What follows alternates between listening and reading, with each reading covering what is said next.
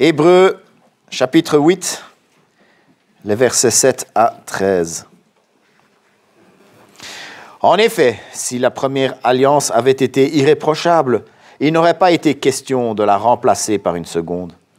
De fait, c'est bien comme un reproche que le Seigneur dit à son peuple. « Voilà que les jours viennent, dit le Seigneur, où je conclurai avec la communauté d'Israël et la communauté de Juda une alliance nouvelle. Elle ne sera pas comme l'alliance que j'ai conclue avec leurs ancêtres le jour où je les ai pris par la main pour les faire sortir d'Égypte. Comme ils n'ont pas persévéré dans mon alliance, moi non plus, je ne me suis pas soucié d'eux, dit le Seigneur.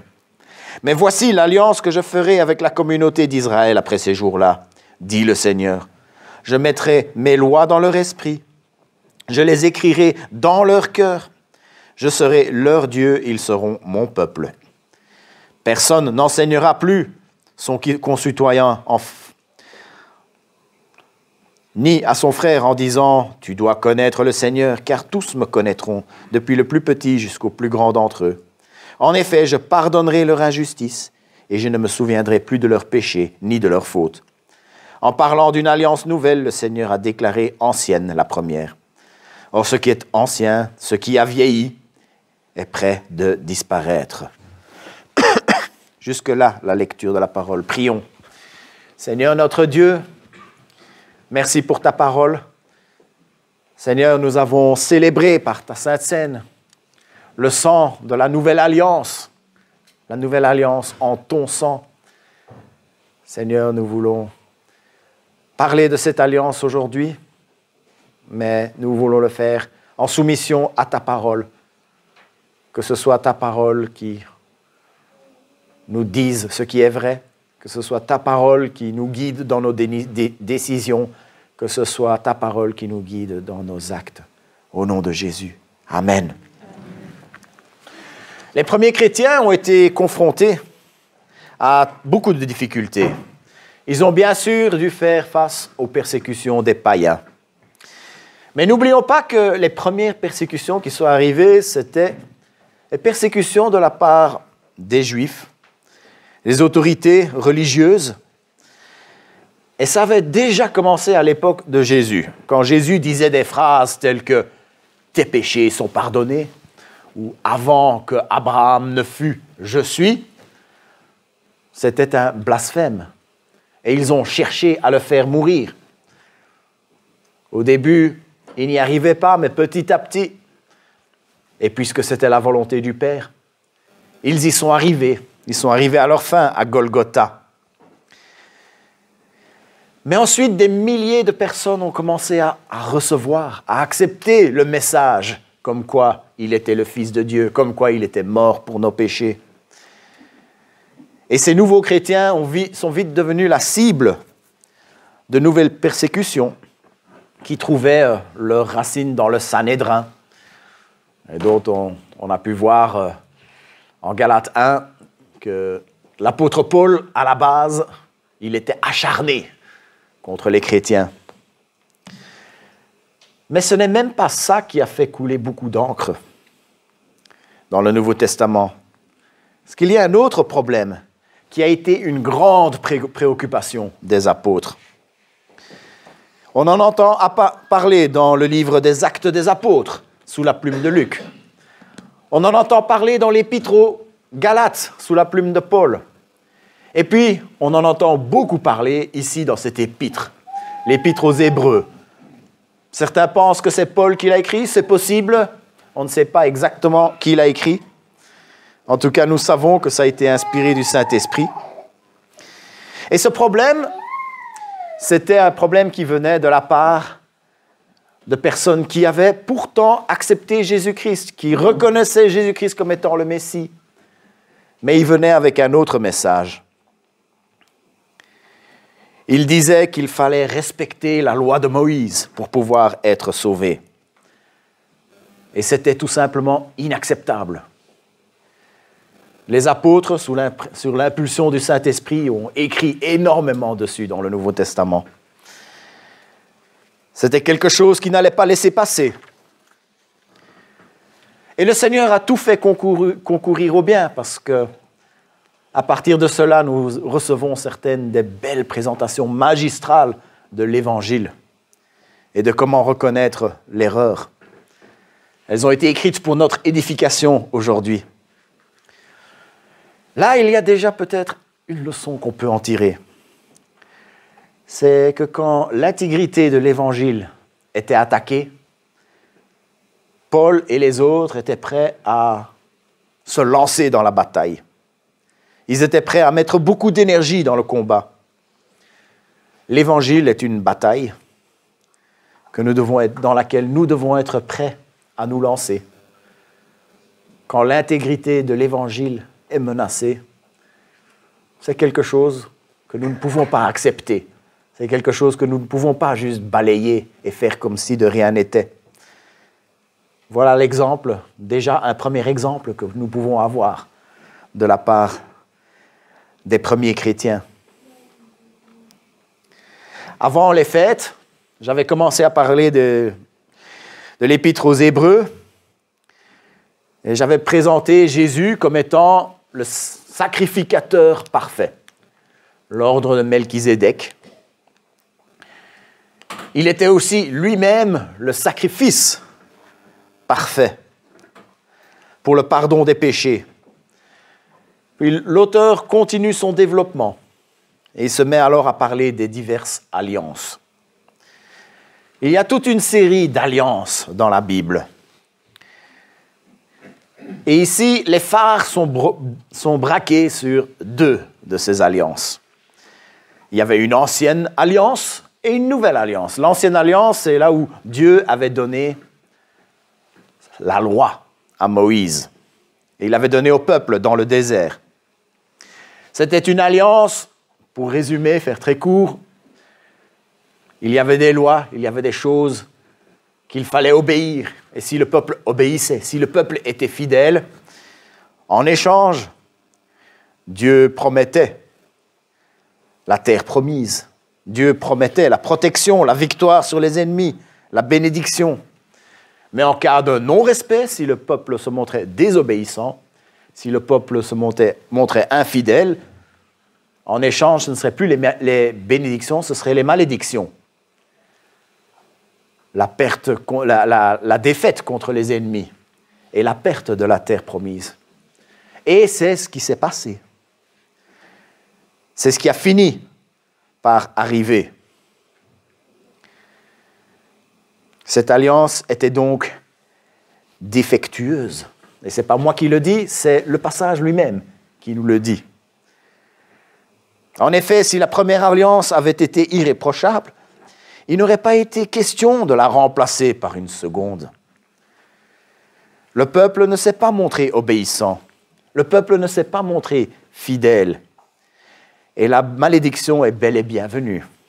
En 586 avant Jésus-Christ, quand la terre promise a été quasi vidée de ses habitants, elle a été reprise par un peuple étranger. Il y a eu la captivité à Babylone.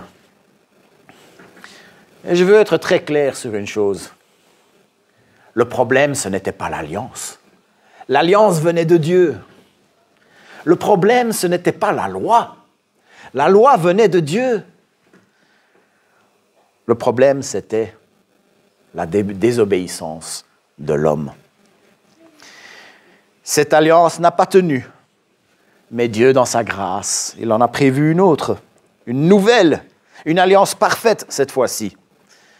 Quand le peuple désobéissait, la punition n'arrivait pas tout de suite. Dieu envoyait les prophètes. Des prophètes qui disaient « Attention, vous êtes en train de désobéir. Vous faites ceci. Dieu demande ceci, vous faites autre chose. » Et la malédiction va arriver, le châtiment va arriver. Un de ces prophètes, c'était Jérémie. Jérémie avait une tâche très difficile. La tâche de dire « Vous avez mal fait, vous allez être punis. » Mais il a quand même eu un privilège, celui de pouvoir annoncer une nouvelle alliance. Et tout le passage, une grosse partie du passage que nous lisons ici est repris mot à mot du prophète Jérémie. Voici que les jours viennent, dit le Seigneur, où je conclurai avec la communauté d'Israël et la communauté de Juda une alliance nouvelle. Il fallait une alliance irréprochable. L'ancienne alliance ne l'était pas. C'était d'ailleurs un reproche que Dieu faisait à son peuple. Vous n'avez pas respecté ma loi. Vous ne m'avez pas respecté mon alliance. Il va en falloir une autre. Et puis il dit, elle ne sera pas comme l'alliance que j'ai conclue avec leurs ancêtres le jour où je les ai pris par la main pour les faire sortir de l'Égypte. Comme ils n'ont pas persévéré dans mon alliance, moi non plus, je ne me suis pas soucié d'eux, dit le Seigneur. Quand j'ai démarré ma carrière dans les matériaux de construction, il y avait un document de 12 pages que je devais signer et que mon patron devait signer. Mon contrat. Et en 2001, quand j'ai démarré cette petite carrière, il y avait ce contrat qui disait en gros, Martin, lui, il va faire ceci, une liste de choses qu'on attendait de moi. Il fallait que je fasse 40 heures semaine. Si je faisais toutes ces choses, mon patron, lui, il était tenu.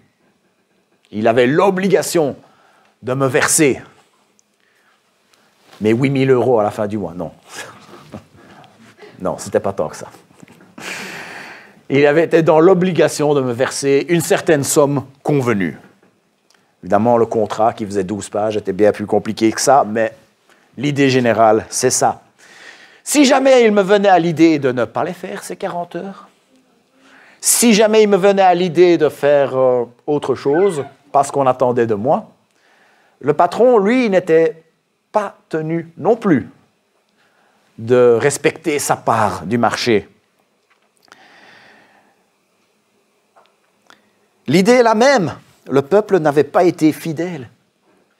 Dieu n'était donc pas tenu de respecter ces promesses-là, puisque ces promesses-là dépendaient de la fidélité du peuple. Dieu n'était pas tenu de le protéger, Dieu n'était pas tenu de les bénir. Il dit carrément, le mot qu'il utilise, les mots sont forts dans ce passage-ci. Je ne me suis pas soucié d'eux.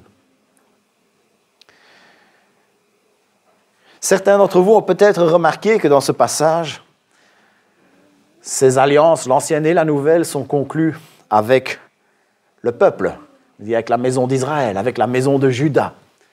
Pourtant, moi je ne suis pas juif. Il y a très peu de... Je ne sais pas si on a des juifs parmi nous. Si on a, on n'est pas nombreux en tout cas. Et est-ce que cela nous concerne aussi ? Nous, les non-juifs, sommes-nous concernés par toutes ces discussions des alliances ? Eh bien, c'est bien le cas. Nous sommes concernés par ceci. Mais l'auteur ici est en train de s'adresser à des juifs, alors c'est normal qu'il parle de eux. Néanmoins, nous n'avons pas à hésiter. Toutes les promesses qui sont là-dedans, elles sont pour nous aussi. Romains 1,16 dit, en effet, je n'ai pas honte de l'évangile de Christ, c'est la puissance de Dieu pour le salut de tout homme qui croit. Du juif d'abord, mais aussi du non-juif. Les juifs d'abord et puis les autres. Ce n'est qu'une question de chronologie. Ce n'est pas une question de valeur. Ce n'est pas les meilleurs d'abord, après les autres. Non, ce n'est qu'une question de chronologie. Dieu a commencé son œuvre avec ce peuple-là. Jésus a travaillé parmi eux. Ensuite, les premiers convertis, c'était dans les synagogues, c'était autour du temple. Et puis, nous autres, les non-juifs, nous avons suivi dans les mêmes promesses. L'ancienne alliance ne nous concerne peut-être pas, parce que ça a été expressément pris avec un peuple dans le désert. Mais cette nouvelle alliance, toutes ces promesses sont pour nous aussi, nous n'avons pas à hésiter. Dieu avait toujours prévu de bénir toutes les nations de la terre. Mais il y a des choses qui changent avec cette nouvelle alliance. On dit que Dieu ne change pas, mais les choses qu'il fait changent parfois. Une première chose qui change, c'est que ces lois sont dans nos esprits. Je vais vous raconter un entretien privé que j'ai eu avec mon pasteur quand j'avais 16 ans. J'ai le droit, c'était un entretien pour moi. Je venais de terminer une série d'études et avant le baptême, ce que nous faisons ici, c'est que le candidat au baptême rencontre l'équipe pastorale. Je pense que c'est la bonne manière de faire, mais à l'époque, c'était rien qu'avec le pasteur. J'étais tout seul dans le bureau du pasteur, de mon pasteur de l'époque, et il m'a posé plusieurs questions pour s'assurer que j'avais bien compris. Et puis, il m'en a posé une qui ne savait pas trop quoi répondre. Il m'a dit « Et l'action du Saint-Esprit dans ta vie ?» Alors vite, mon cerveau a vite fait le tour de tout ce que je pensais savoir sur le Saint-Esprit. À l'époque, j'avais entendu parler du parler en langue, et ça je n'avais jamais fait, je ne l'ai jamais fait depuis d'ailleurs, et je dis, j'espère qu'il ne va pas me demander si je fais ça, parce que je vais devoir dire non, et il va peut-être me refuser mon baptême. C'est fou ce que le cerveau peut fonctionner vite parfois dans ces situations. Mais heureusement, il n'a pas insisté là-dessus. J'ai aussi pensé à toutes ces fois dans la Bible où on dit « un tel rempli du Saint-Esprit s'exprima ». Pierre, par exemple. Alors je dis, peut-être que c'est ça le Saint-Esprit, c'est quelqu'un qui t'aide à parler. J'ai raconté un truc assez vague dans ce sens-là. Et puis il m'a tout de suite mis à l'aise, mais il a dit, tu sais, le Saint-Esprit, oui, parfois ce sont ces choses-là. Pouvoir parler en public quand on ne s'y attendait pas. Oui, le Saint-Esprit fait certainement ça, nous y croyons.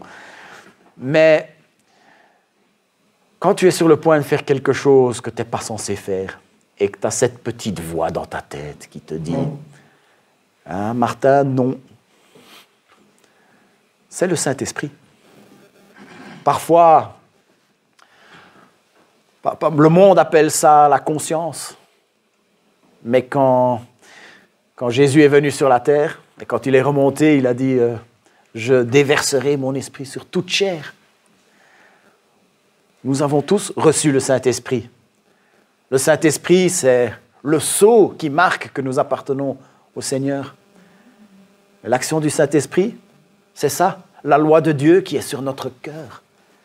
C'est cette voix qui nous dit « Attention, ce n'est pas ce que Dieu veut ».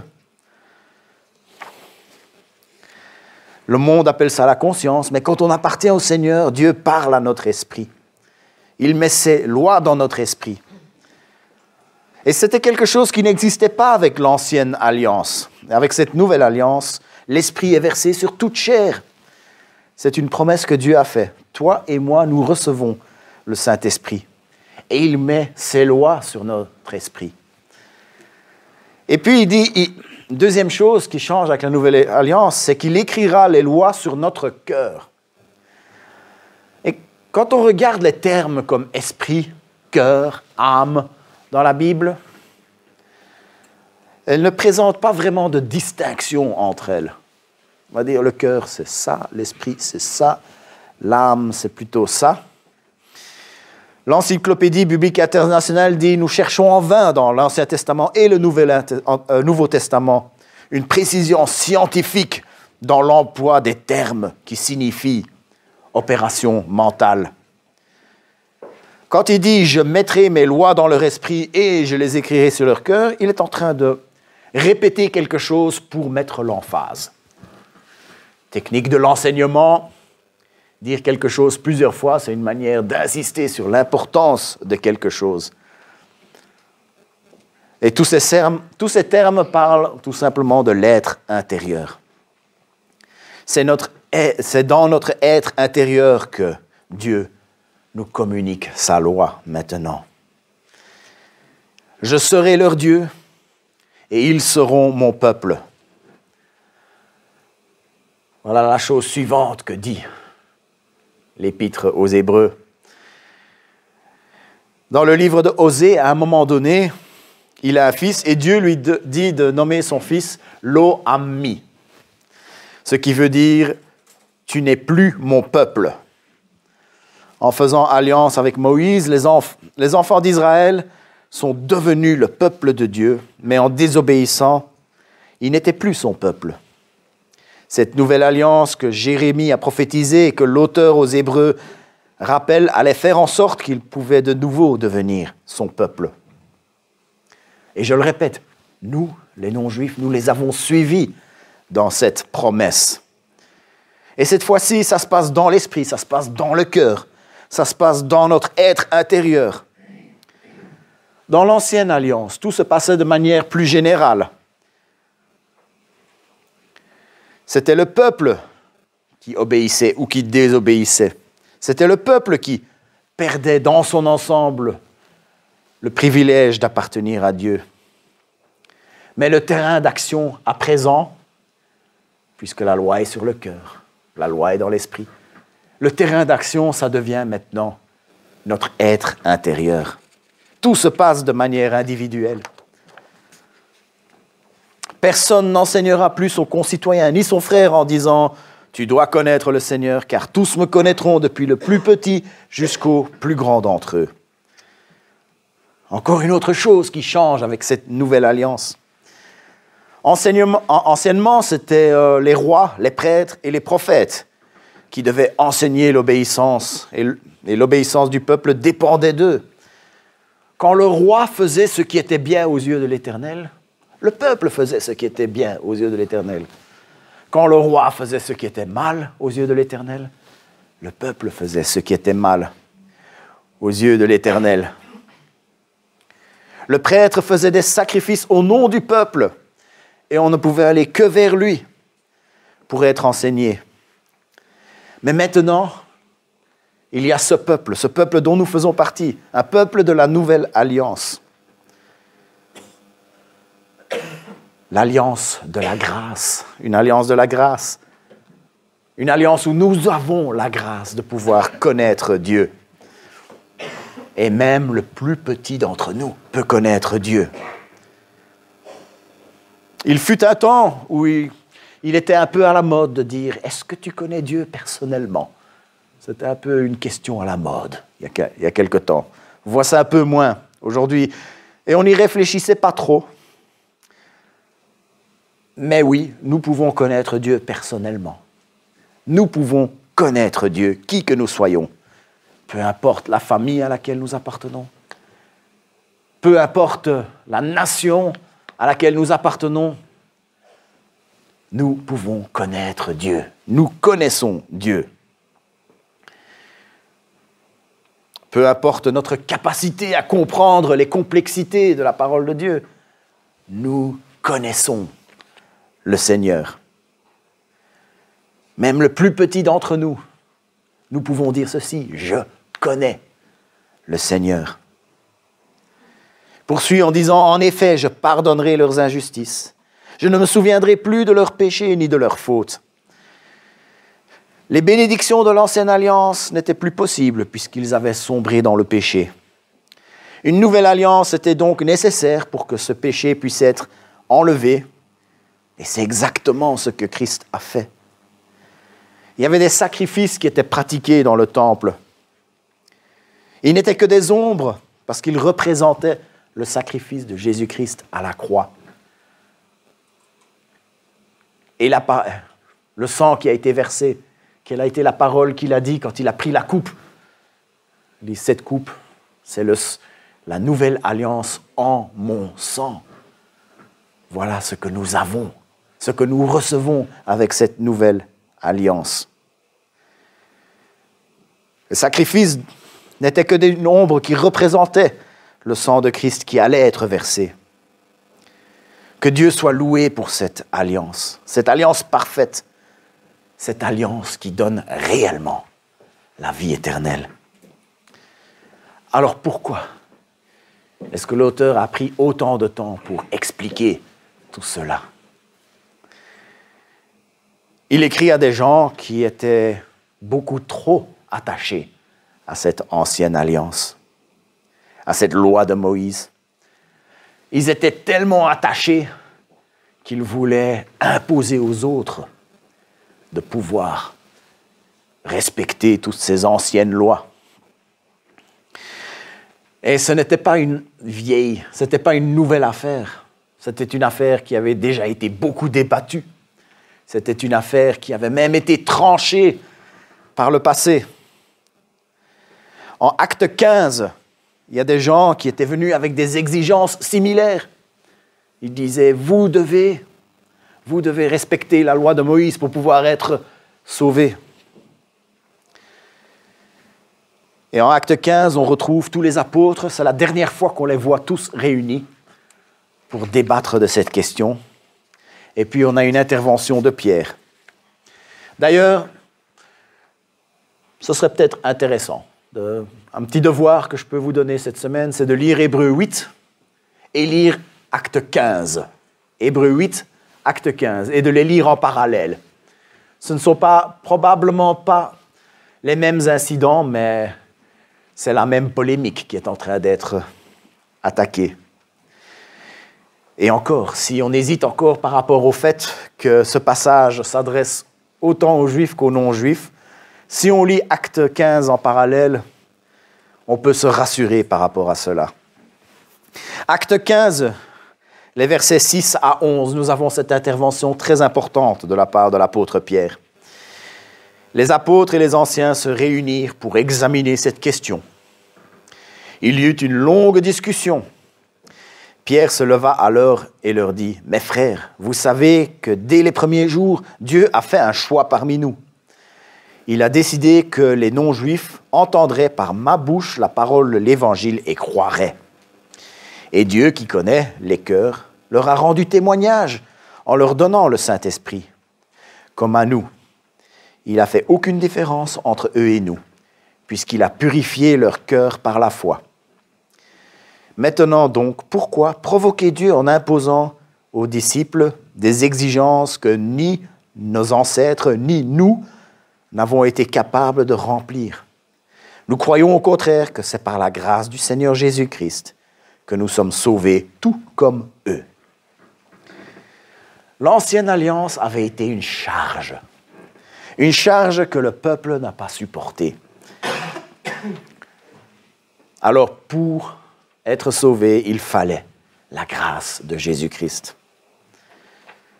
C'est un sujet qui ressort des passages d'Hébreux que j'avais choisi il y a déjà 2 mois d'étudier pendant cette période. C'est un passage qui ressort aussi de l'épître, c'est un sujet qui ressort de l'épître aux Galates que nous sommes en train de discuter. Nous avons eu quelques discussions à ce propos lundi passé. Alors, est-ce que le Seigneur n'est pas en train d'essayer de nous dire quelque chose? On dirait bien que Dieu veut attirer notre attention sur quelque chose. Pourtant, personne ici n'est en train de nous mettre la pression pour respecter la loi de Moïse et ignorer le fait qu'il y ait une nouvelle alliance. Alors, ça doit être autre chose et ça peut être quelque chose de différent. Alors, suivant vos situations, je vais vous proposer quelques pistes. Est-ce qu'il y a quelqu'un ici qui pense que sa relation avec Dieu dépend de ses mérites encore?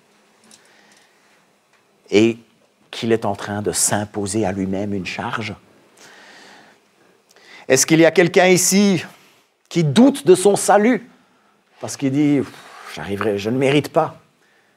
Est-ce que quelqu'un est en train de s'imposer une charge? Quelqu'un ici? Est-ce qu'il y a quelqu'un ici qui cherche à imposer une charge à d'autres? Pour être sauvé, il faut que tu fasses ça, il faut que tu fasses ça.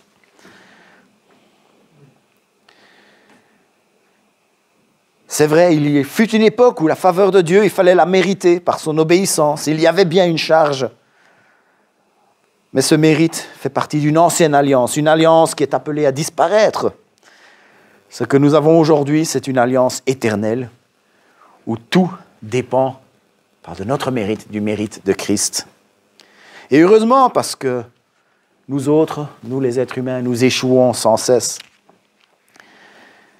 Ceci devrait être interpellant pour toute personne qui veut imposer ceci aux autres.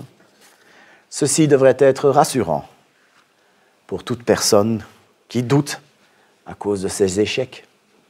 Nous avons une alliance parfaite en Jésus-Christ qui dépend du mérite de Christ, C'est par la grâce que nous sommes sauvés. Pour être complet, il y a juste une dernière chose qui doit être abordée.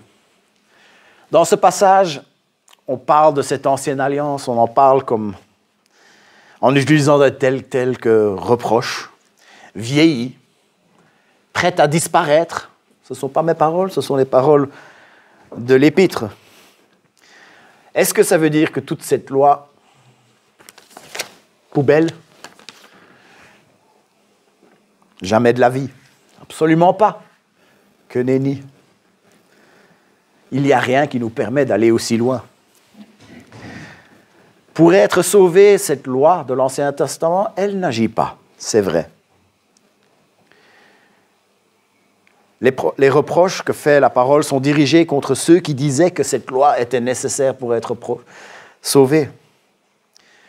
Mais une fois que nous sommes sauvés, nous ne sommes pas transportés directement pour aller au ciel.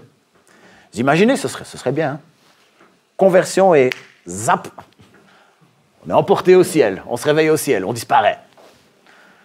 Ce serait bien, mais ça n'arrive pas. C'est pas comme ça que Dieu a prévu les choses. Entre notre conversion et le jour où nous nous retrouvons face à face avec le Seigneur, il y a toute une vie.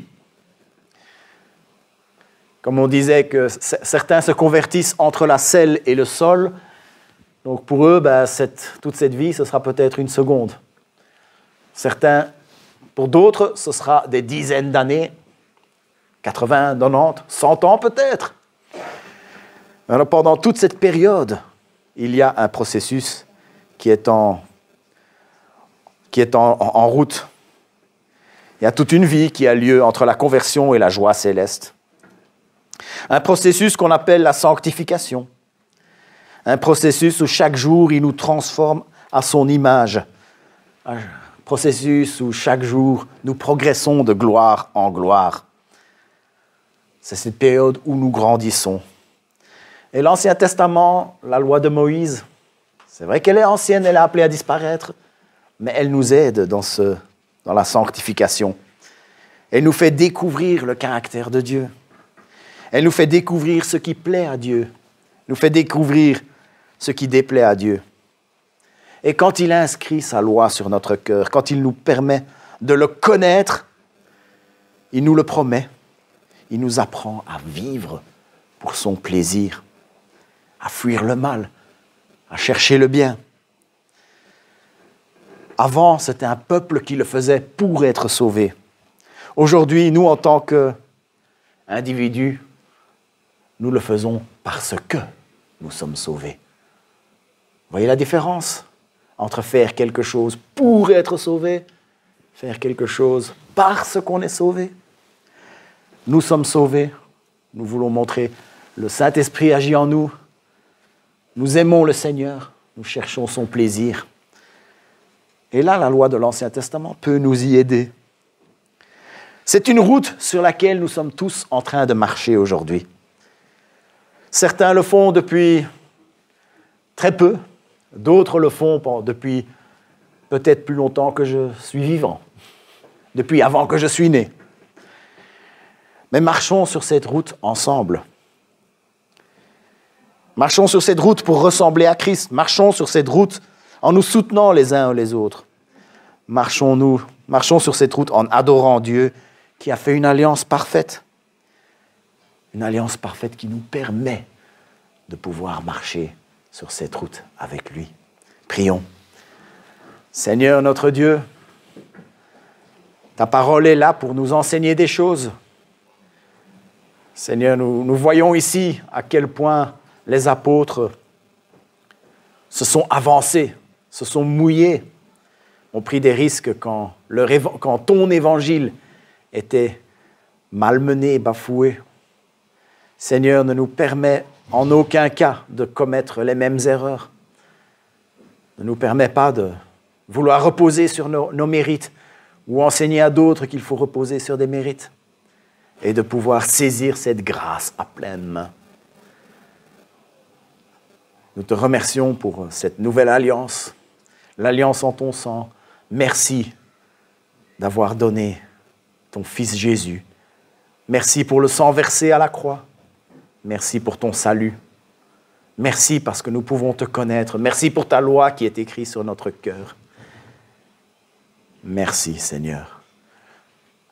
Accepte notre adoration. Accepte notre louange. Accepte notre service comme expression de la reconnaissance. Et Seigneur, aide chacun d'entre nous sur cette route de la sanctification. Nous voulons être transformés. Nous voulons te ressembler. Au nom de Jésus. Amen.